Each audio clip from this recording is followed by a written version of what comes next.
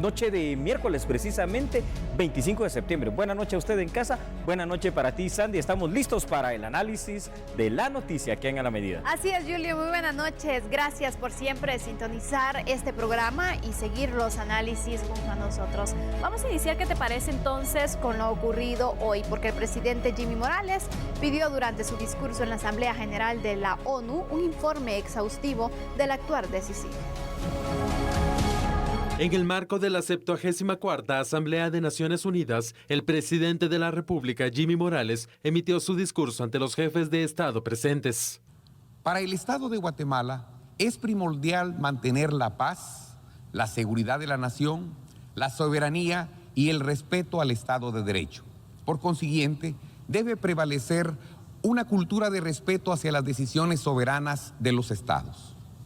Esto aplica para la misma Secretaría General de las Naciones Unidas, que vulneró nuestros principios democráticos de autodeterminación. La razón de existir de la Organización de Naciones Unidas es mantener la paz mundial, la armonía global y el fortalecimiento de los estados modernos. Sin embargo, la Secretaría General de este alto organismo multilateral polarizó a la sociedad guatemalteca a través de la Comisión Internacional contra la Impunidad en Guatemala, CICIG.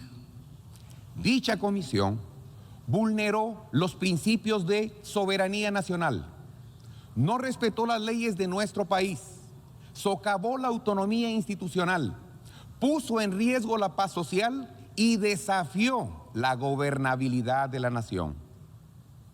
Pero lo más triste y preocupante es que lo hizo con el consentimiento de Naciones Unidas. Y lo hizo bajo la máscara de la lucha contra la corrupción y la impunidad que le brindó el discurso perfecto para politizar la justicia y judicializar la política, lo cual los guatemaltecos no permitimos, porque somos un país libre, soberano e independiente desde 1821. Y al hablar de independencia y soberanía nacional, me permito informar a esta asamblea que si bien finalizó el mandato de la CICIG, las consecuencias de lo actuado por esa comisión en Guatemala deben ser investigadas a fondo. El presidente Morales además recalcó la importancia de investigar a fondo el trabajo que realizó la Comisión contra la Impunidad durante la última década. Y en aras de la transparencia, creemos que sería oportuno que la Secretaría General de las Naciones Unidas les informe a detalle el uso de los recursos centavo a centavo, ejecutados y no ejecutados desde el establecimiento de la CICIG hasta el cierre de la CICIG en Guatemala. Y para garantizar su transparencia, podría contratarse a algunas de las más prestigiosas firmas de auditoría a nivel mundial. Estoy seguro que esta rendición de cuentas ante los Estados miembros de las Naciones Unidas sería muy positiva y altamente valorada por los amigos donantes que confiaron en un esfuerzo inédito de Naciones Unidas que fracasó en Guatemala. Según el mandatario, el papel de la CICIG cambió con respecto a lo establecido en el acuerdo entre la ONU y el Estado de Guatemala. Por otra parte, también mencionó las acciones que adoptó su gobierno tras el asesinato de los soldados guatemaltecos en Izabal y descartó que agencias de la ONU investiguen supuestas violaciones a los derechos humanos en Guatemala. En este contexto, quiero manifestar el rechazo del gobierno de la República de Guatemala al intento de impulsar una investigación independiente por parte de la Oficina del Alto Comisionado de los Derechos Humanos de Naciones Unidas. Consideramos que esta actuación es otro ejemplo de los abusos que agencias de Naciones Unidas cometen en mi país.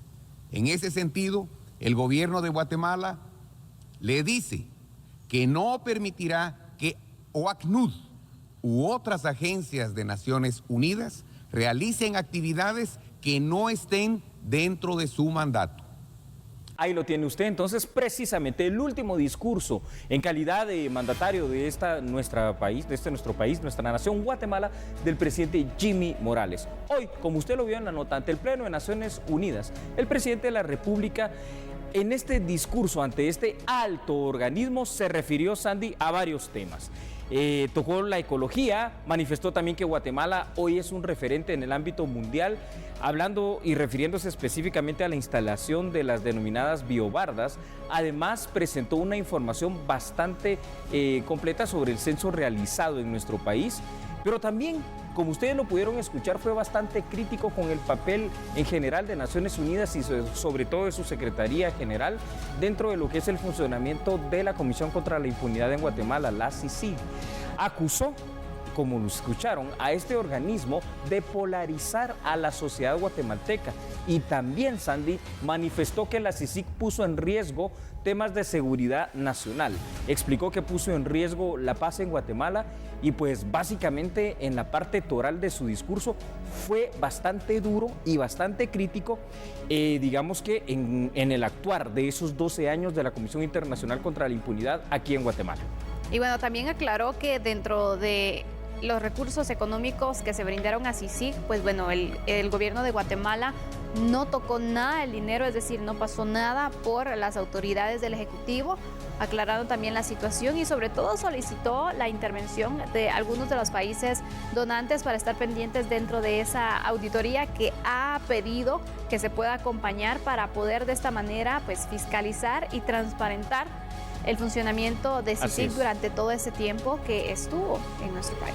Pues fue un discurso, yo te diría, bastante encendido en ese tema, en el cual se habló de la situación, por ejemplo, de la soberanía del país, y sí, dejó en claro el hecho de que inclusive, como tú bien mencionabas, sería muy oportuno que alguna firma auditora de reconocido prestigio a nivel mundial pudiera conocer no solo la parte de casos, que es algo muy importante que tenemos que ver, sino que la parte sobre todo pecuniaria de los países que aportaron dinero para el funcionamiento de la CICIG durante esos 12 años, Sandy. Por supuesto, así que de esta manera entonces se logra evidenciar, fue uno de los puntos principales que trató el presidente Jimmy Morales. Dentro de esta situación, ¿cómo ves tú, Julio, los temas tratados? ¿Faltó algo más que se pudo aprovechar también en esta intervención? Bueno, sí, quizás faltaron algunos temas que son bastante importantes, como el hecho, por ejemplo, de que Guatemala va a seguir en esa lucha contra la corrupción y la impunidad. ¿Por qué? Porque el presidente electo Alejandro Yamatei también ha sido enfático en cuanto a la creación de alguna comisión, no sé cómo llamarle en este momento, de instancia nacional que continúe con este trabajo, porque al final de cuentas creo que es una situación que atañe a todos los guatemaltecos el poder seguir la lucha contra estos dos graves flagelos. Entonces, por ahí creo que es una parte que se pudo haber dicho más, pero algo que me pareció interesante fue la parte medioambiental. No me imaginé que en este discurso precisamente se fuera a hablar de Guatemala como un referente a nivel mundial en la instalación de biobardas, sobre todo las que dividen la frontera, lacustre no acuática en este caso, porque es un río, entre lo que es Guatemala y Honduras por el tema de la contaminación que lleva el río Motagua, ¿verdad? Por supuesto, pero tenemos más datos también para continuar sobre lo indicado hoy por el presidente de la República y mostramos en pantalla, porque siguiendo con el tema de CICIG, Morales informó que se van a realizar las investigaciones correspondientes por parte del legislativo. Ya se ha determinado una comisión especial para determinar la legalidad de las acciones de CICIG. Aprovechó también la ocasión para agradecer a la comunidad internacional por ese apoyo al Estado guatemalteco y también rechazó el intento de la Oficina del Alto Comisionado de Naciones Unidas para los Derechos Humanos de investigar la masacre ocurrida en Semuy 2, en Morales y Zabal. Sobre este tema también se aprovechó, Julio. ¿Cómo ves tú la situación? Bueno, sí, yo creo que aquí esto sí me pareció absolutamente oportuno y atinado también, como mucho de la parte de este discurso pronunciado. ¿Por qué? Porque el hecho de lo que pasó en Semuy 2 es algo que ya está bajo investigación del Estado guatemalteco. De hecho, tú has visto que tanto el Ministerio Público en concordancia y en coordinación con Policía Nacional Civil y Ejército de Guatemala con esto del estado de sitio, han logrado ya inclusive identificar a quienes fueron los autores de esta masacre. Y ahora lo que queda es poner a prueba una vez más al sistema de justicia, que ahí es donde está la parte toral de esta impunidad que vive en nuestro estado guatemalteco. ¿Será, Sandy, que algún día vamos a entender y a poder realmente los guatemaltecos cambiar esa situación de que la corrupción y la impunidad es una cuestión de Guatemala, pero que empieza por las cortes? Pero ahora yo pregunto, Sandy, si ni siquiera se nos deja escoger cortes, no por las resoluciones judiciales de ahí de una otra alta corte que anda siempre flotando en el aire.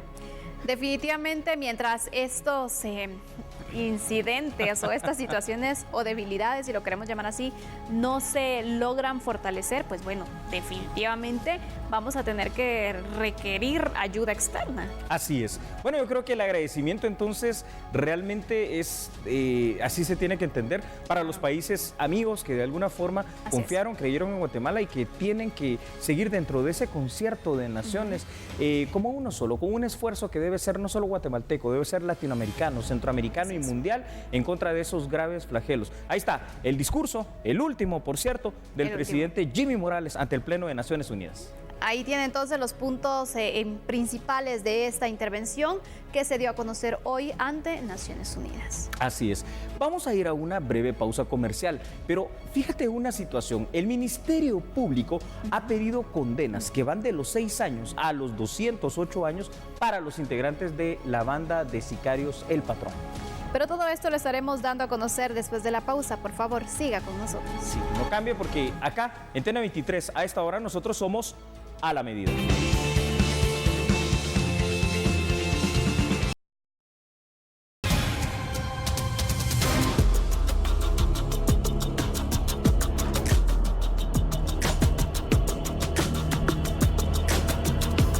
El Ministerio Público pidió que 6 acusados sean condenados con penas que van de 6 a 208 años de cárcel por el asesinato del abogado Francisco Palomo, entre otras personas.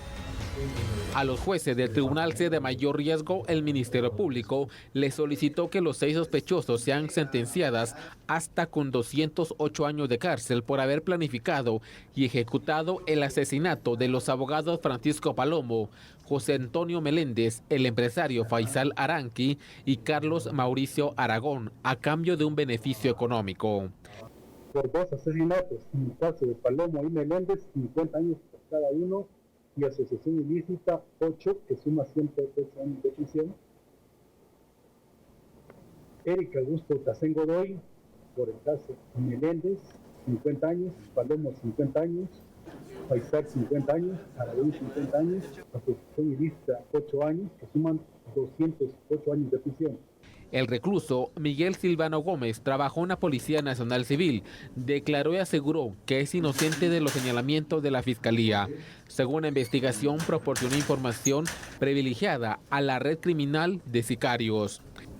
Es lamentable que una persona del sistema de justicia que presta sus servicios en la Policía Nacional Civil utilice sus servicios a favor de la delincuencia.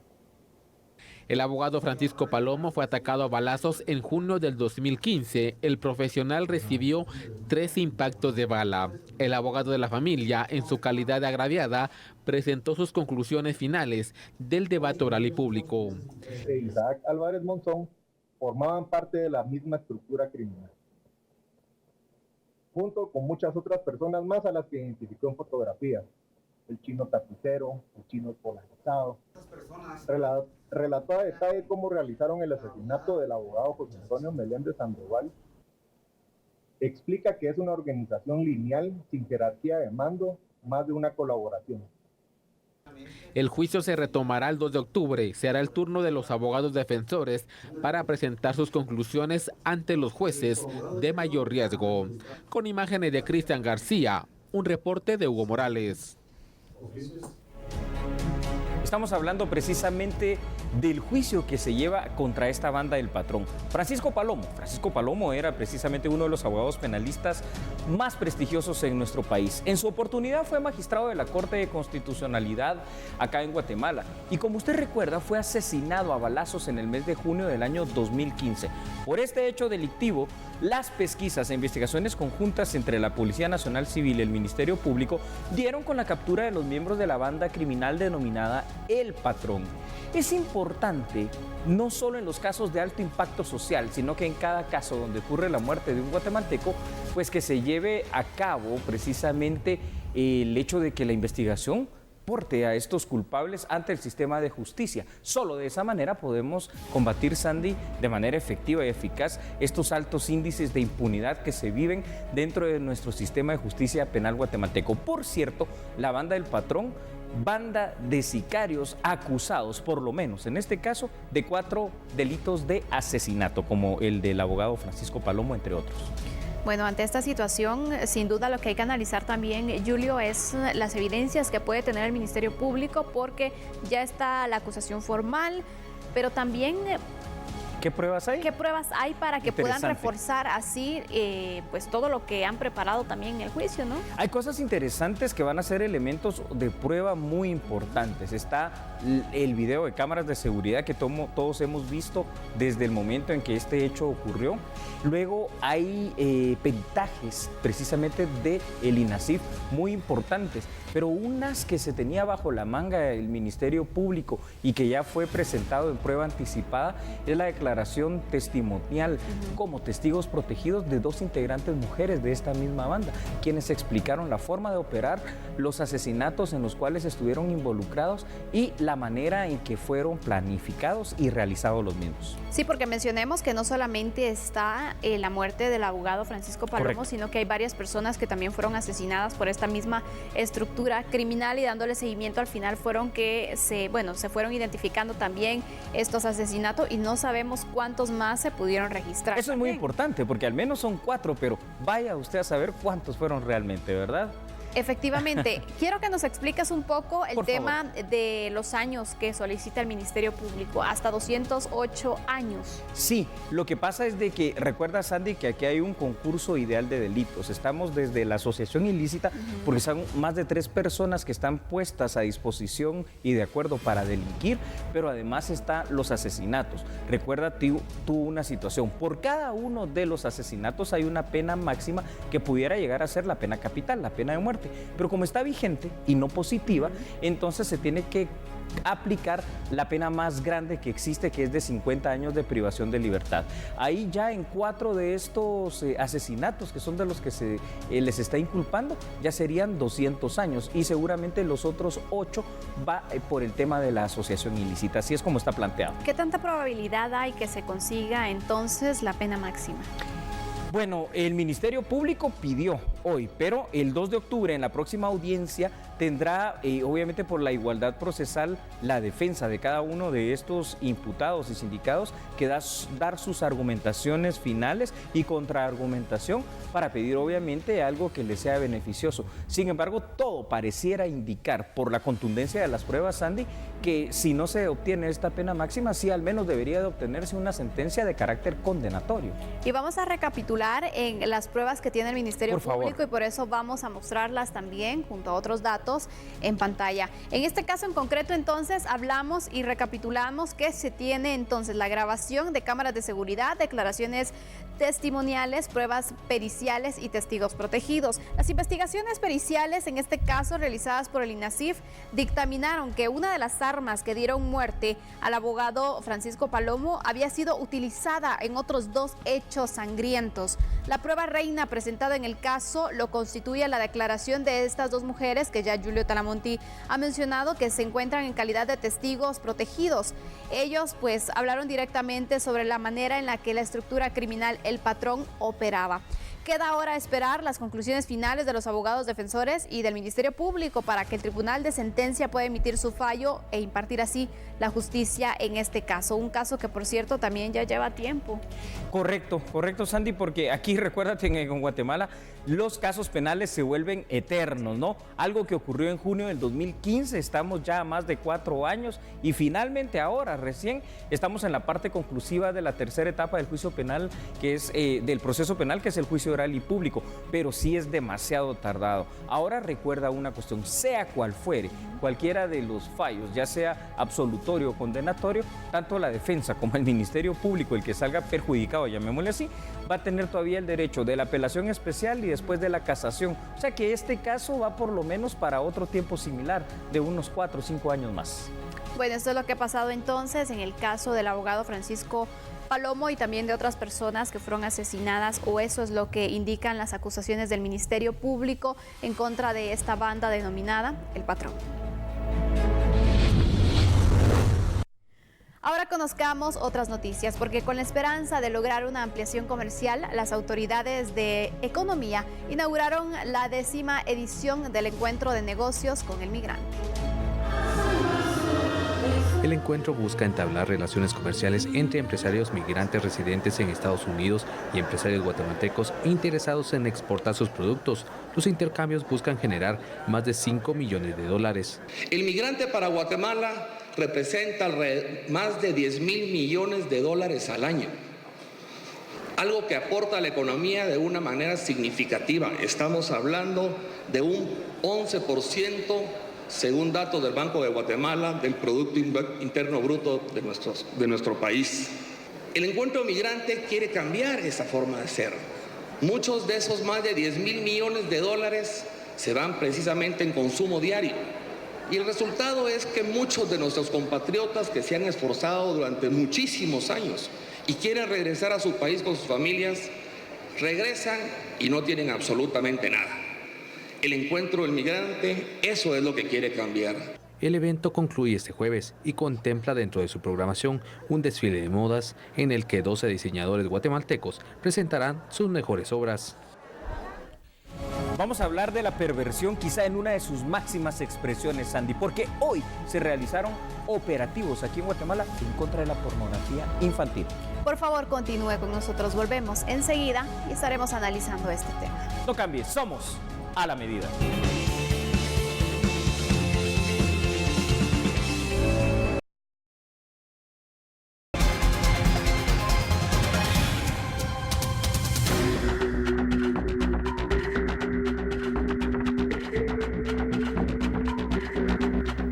¿Qué pasó hoy? Se desarrollaron diferentes operativos donde se encontró material pornográfico de niños entre 7 y 11 años de edad. Esto fue lo que ubicaron en móviles rastreados por las autoridades. Luego de un rastreo de dispositivos móviles, las autoridades identificaron 2 usuarios que compartían material pornográfico infantil por medio de una plataforma de mensajería móvil, lo cual motivó a ejecutar allanamientos en las viviendas de cada uno de los usuarios. Los fiscales contra la trata de personas secuestraron evidencia. En principio estamos hablando de fotografías ya con contenido de niños, niñas, adolescentes que no son guatemaltecos, que son extranjeros, pero tenemos que tomar en consideración de que pueda existir la alta posibilidad de que estén realizando producción de pornografía de personas menores de edad de niños guatemaltecos, que eso precisamente es lo que tenemos que determinar, pero por el momento solamente hemos establecido de que son niños extranjeros, es decir, fotografías tomadas en el extranjero y que son compartidas por estos usuarios. Según el fiscal, las investigaciones preliminares de este caso han determinado que en las imágenes del material compartido se identifican que los menores son extranjeros. Las autoridades no descartan la posibilidad de que los implicados en este caso también se dediquen a producir este tipo de material para su distribución. Precisamente eso es lo que va a hacer el Ministerio Público en estos momentos. A través de los análisis forenses que realicemos en los dispositivos electrónicos, pues precisamente vamos a encontrar si existen fotografías de niños guatemaltecos que fueron expuestos por parte de estos usuarios y obviamente tenemos que darle también la localización de estos niños para iniciar el proceso de medidas de protección de niñez y adolescencia amenazada y violada en sus derechos humanos. Hasta el momento, la Fiscalía desarrolla investigaciones en al menos 50 casos de pornografía infantil, derivado a las acciones de rastreo por medio de la plataforma de protección infantil. Sandy, televidentes, antes de empezar a hacer este análisis, lo hablábamos fuera de cámara. Esto es perversión de perversiones. Es gente enferma. Sí. ¿Cómo lo puedes calificar tú? Por supuesto. ¿Cómo te explicas tú que encuentran algún tipo de placer observando o incluso pues llevando a cabo este tipo de hechos? El acto sexual con los menores. Sí.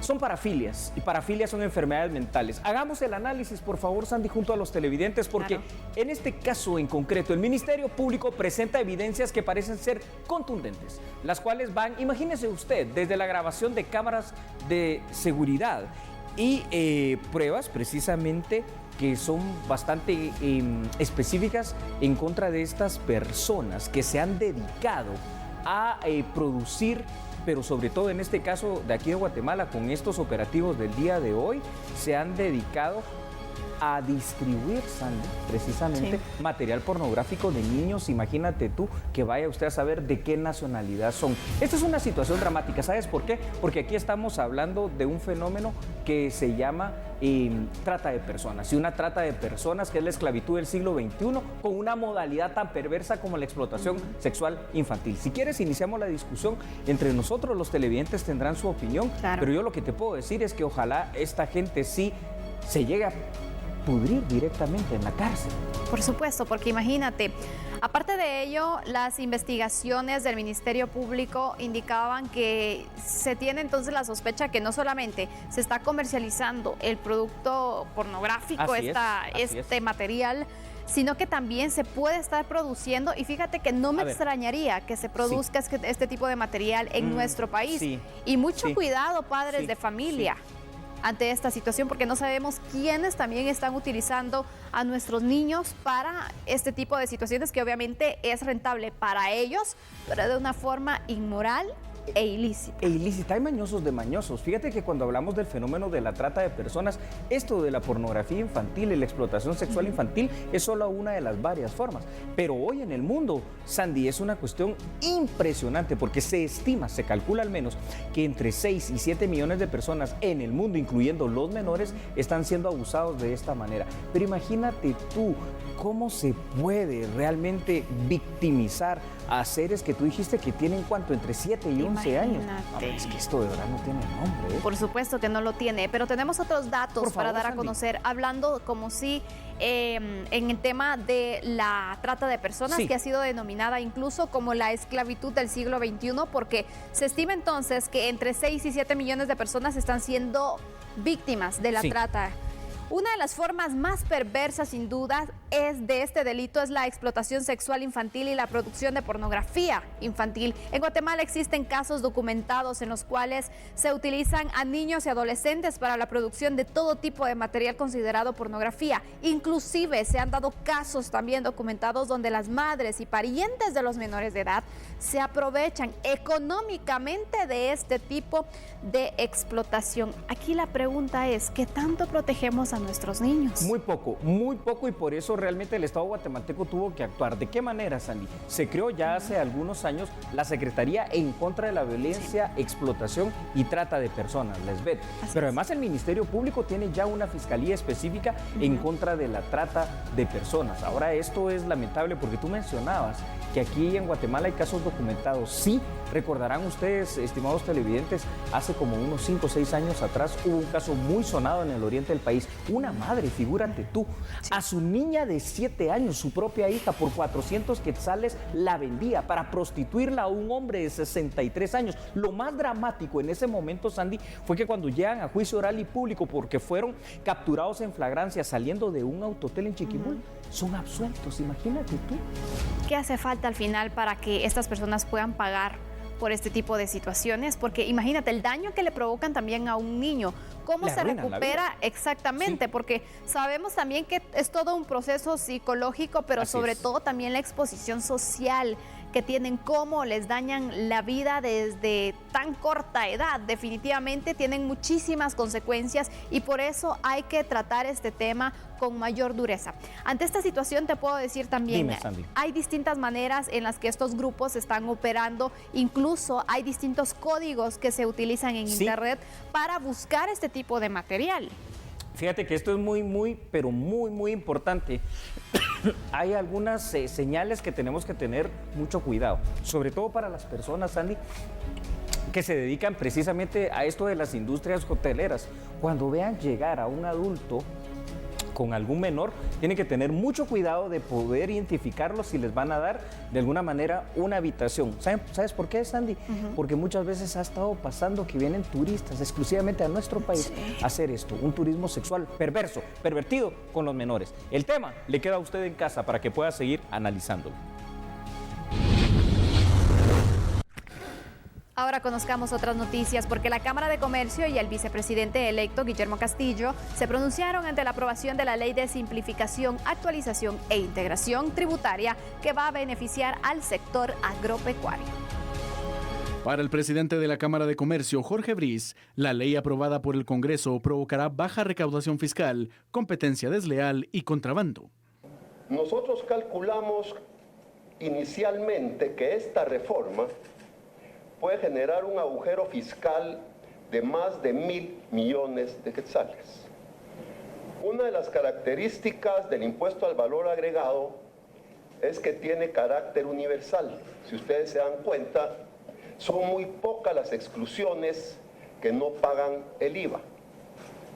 Esta ley, por una aprobación precipitada,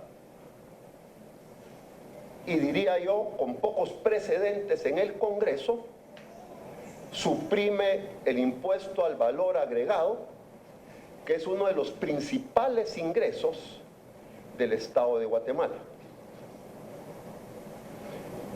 Esto realmente lo que está pasando, además de ser una ley que no fue técnicamente elaborada, va a generar serios problemas económicos para el país.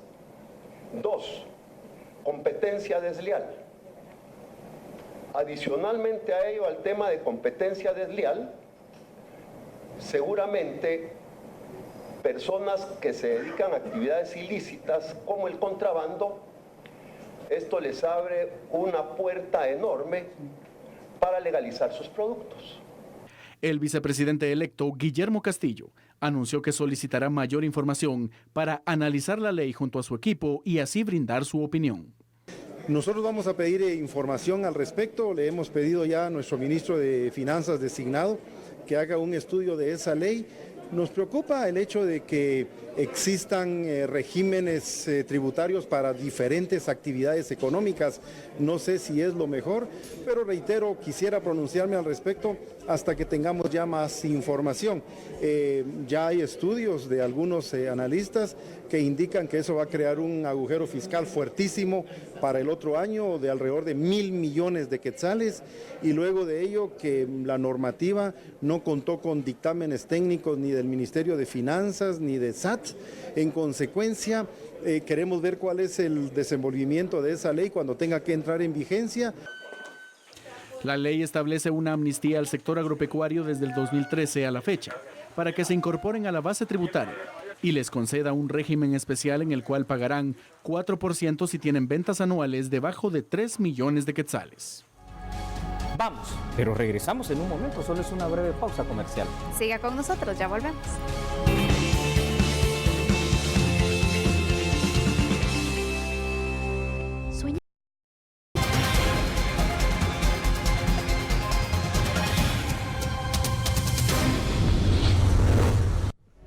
Gracias mil por seguir en sintonía de A la Medida. El presidente en funciones, Jafet Cabrera, se pronunció sobre la comisión que fue creada por el Congreso de la República a efecto de investigar las acciones cometidas por la Comisión Internacional contra la Impunidad, CICIG. Creo que es algo importante porque en Guatemala todos nos fiscalizan. Ahí hubo, no sabemos ni los salarios, decían que eran 500,000 quetzales mensuales del comisionado. Ya se imaginan ustedes, y los salarios de los demás funcionarios, en qué gastaron, y también no solo el aspecto económico, también el aspecto jurídico, porque ustedes saben, en el caso, por ejemplo, del joven Simeri, que lo atacaron y que violentamente casi, yo estoy seguro que si hubiera sido algún familiar de ustedes, estarían heridos todavía. Entonces, esas son las cosas que se deben dilucidar y creo que la comisión va a tener un papel fundamental para determinar estas cosas, y si ellos verdaderamente no temen nada y lo hicieron todo correctamente, deben abrir las puertas para que los investiguen. Por aparte, se pronunció sobre la celebración que tuvieron reclusos en el preventivo de la zona 18. Tristemente, se habla de que hay que hacer una reforma global del sistema penitenciario, pero aquí tiene que ver también los problemas de la seguridad que se debe implementar, y aquí ha fallado los sistemas de seguridad, y por eso es que también a veces cuando los sistemas de seguridad son fortalecidos ha habido pronunciamiento de los derechos humanos. Entonces pareciera que defendemos a los que deben de estar resguardados y no defendemos a la sociedad en general. Así es de que creo que esta es una situación verdaderamente complicada y que esperamos que esto no se vuelva a repetir. Otro de los temas es la preocupación sobre la conflictividad que se suma a otra de las causas de migración. Nosotros encontramos un país con mucha conflictividad, como les decía. Ahorita hay problemas entre las comunidades de Tajumulco y Xihuán nuevamente. 100 años de tener estos problemas. Tenemos problemas en Nahualá e Iztahuacán por situaciones limítrofes, y tal vez muchos de los que se han ido van de esas regiones, y qué triste regresar y encontrar conflictos que vienen de hace muchos años. Organizaciones defensoras de los derechos de los jóvenes rechazan estigmatización y discriminación en contra de este sector de la población. El simple uso de palabras como menores, chatíos u otros calificativos producen un efecto negativo hacia los jóvenes.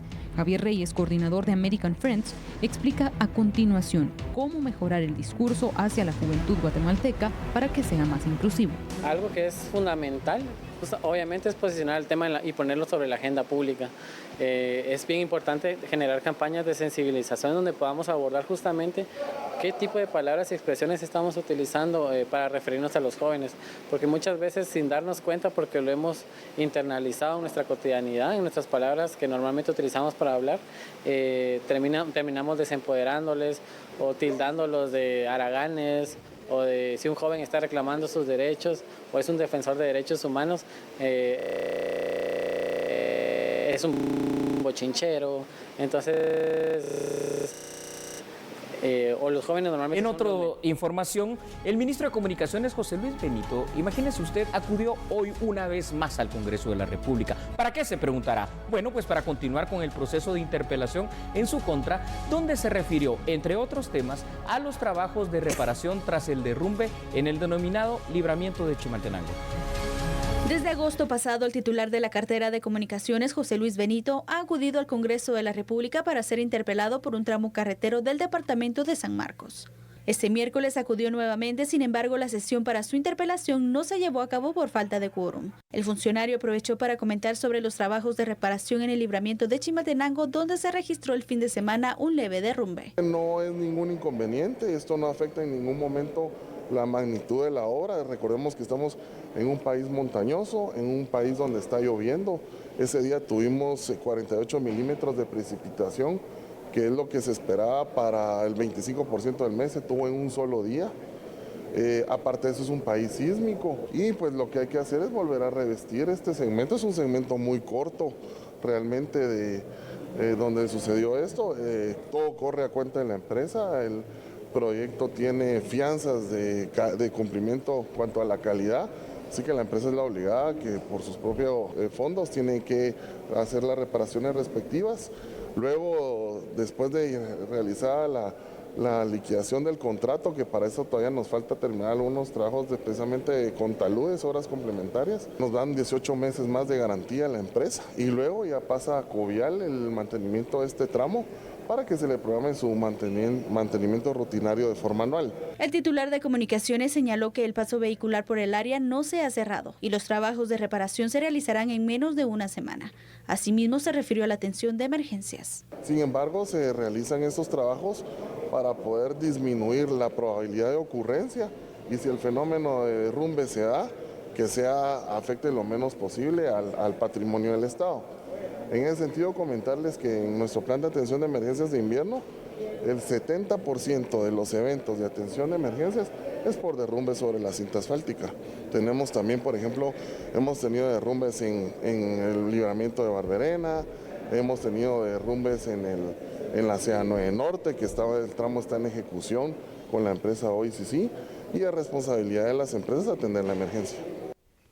De esta manera finalizamos y agradecemos por su preferencia. Feliz noche. Buenas noches, hasta mañana.